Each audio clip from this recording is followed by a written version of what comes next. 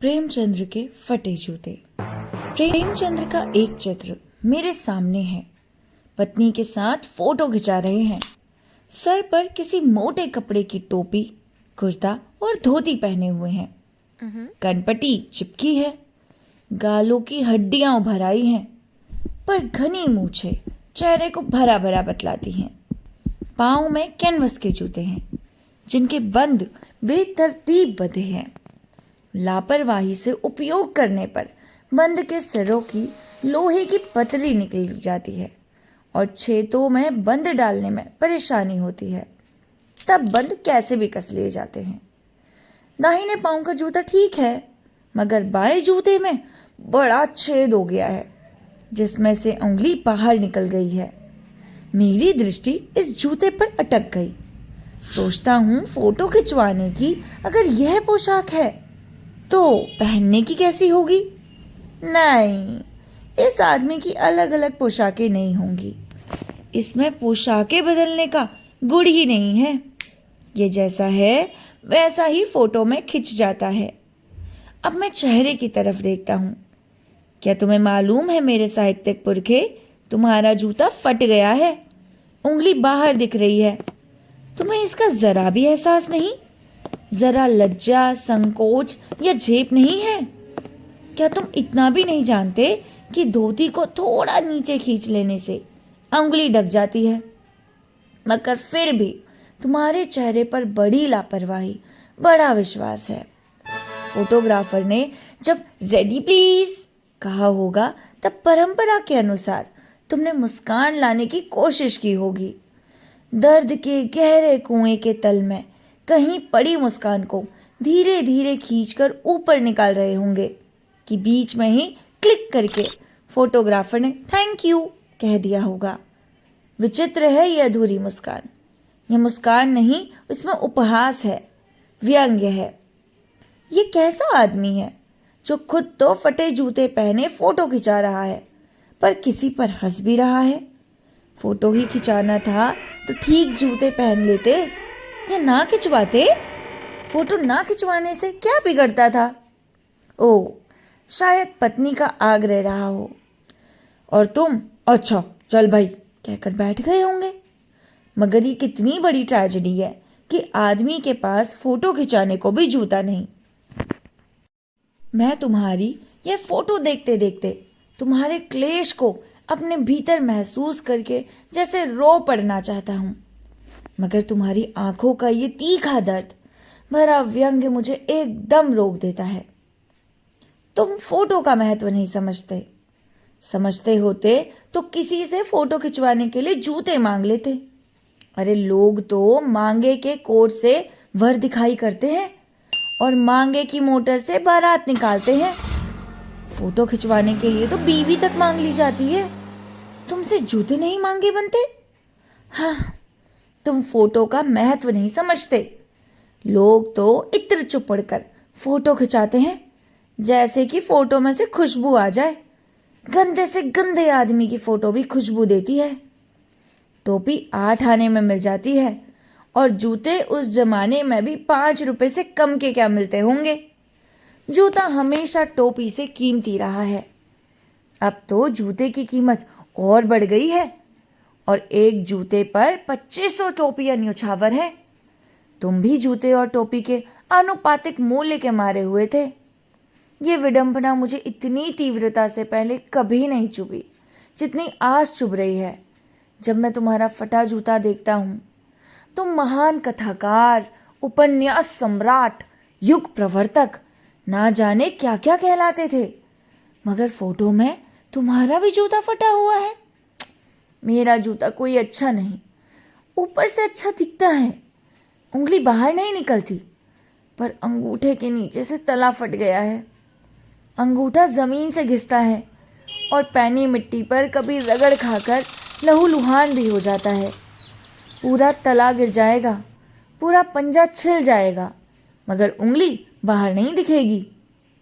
तुम्हारी उंगली दिखती है पर पांव सुरक्षित है। मेरी उंगली ढकी है पर पंजा नीचे घिस गया है। तुम पर्दे का महत्व नहीं जानते। हम पर्दे पर कुर्बान हुए जा रहे हैं। तुम्हारा जूता बड़े ठाट से पहने हो तुम, फटा हुआ। मैं ऐसे नहीं पहन सकता। फोटो तो जिंदगी भर भी इस तरह ना खिंचवाऊं, चाहे कोई जीवनी बिना फोटो के ही छाप दे। तुम्हारी ये व्यंग्य मुस्कान मेरे हौसले पस्त कर देती है। क्या मतलब है इसका? कौन सी मुस्कान है ये? क्या होरी का गोदान हो गया?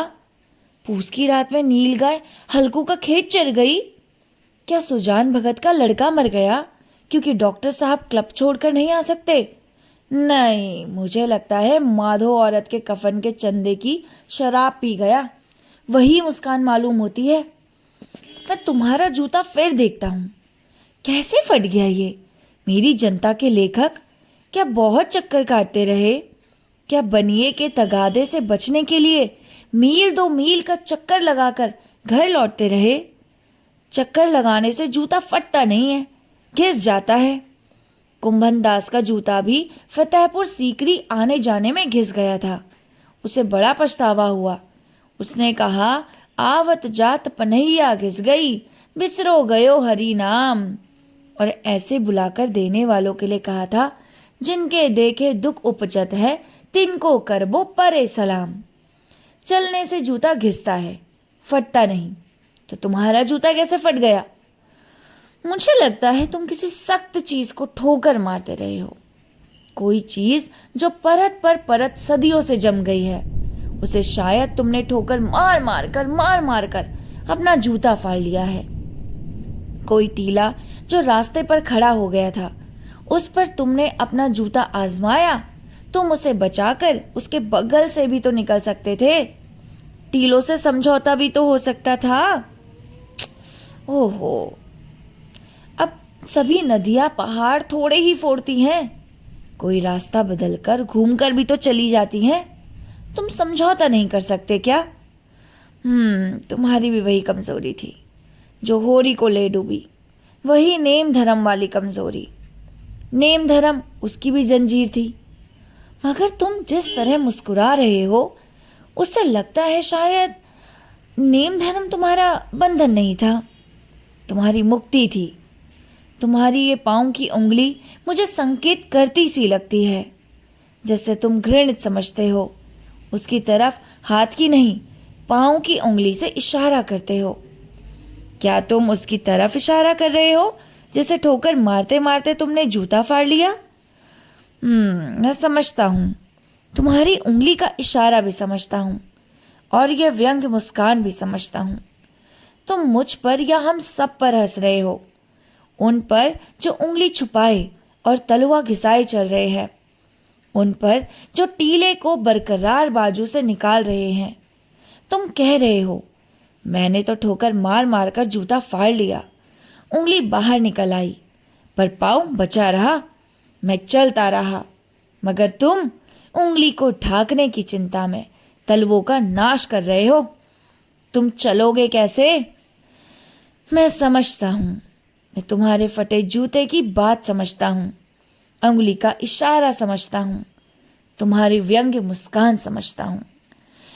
प्रेमचंद्र जी के जूते के बारे में हरिशंकर परसाई जी ने जो ये व्यंग्य कथा लिखी है ना, ये बहुत ही रोमांचक और हमारे मानसिकता को उधेड़ने वाली है कि हम कैसे इस जनरेशन में शो ऑफ के ऊपर मरे जा रहे हैं।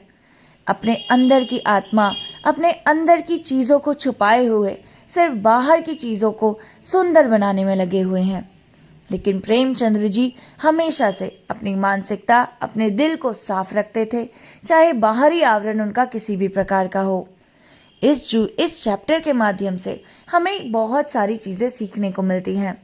मैं जब भी अपने स्टूडेंट्स को पढ़ाती हूँ, उनसे यही सुनने को मिलता है कि मैम ये चैप्टर बहुत अच्छा था, और यह हमें बताता है कि हमें हमेशा रूढ़िवादी चीज़ों के अगेंस्ट रहना चाहिए, अगर वो हमारे समाज के लिए बुराई हैं तो। और जो नई जनरेशन आ रही है, जो नई नई चीज़ें अडेप्ट करने के चीज़ें चक्कर में अपनी पूरी इनकम को तबाह कर देती है, या लोगों से मांग मांग कर अपने सेल्फ रिस्पेक्ट को तबाह कर देती है, उनसे बचने की सीख देता है। आपको ये स्टोरी कैसी लगी हमें कमेंट करके ज़रूर बताएं। अगर अच्छी लगी तो हमारे चैनल को सब्सक्राइब और इस वीडियो को लाइक और शेयर ज़रूर करें। धन्यवाद।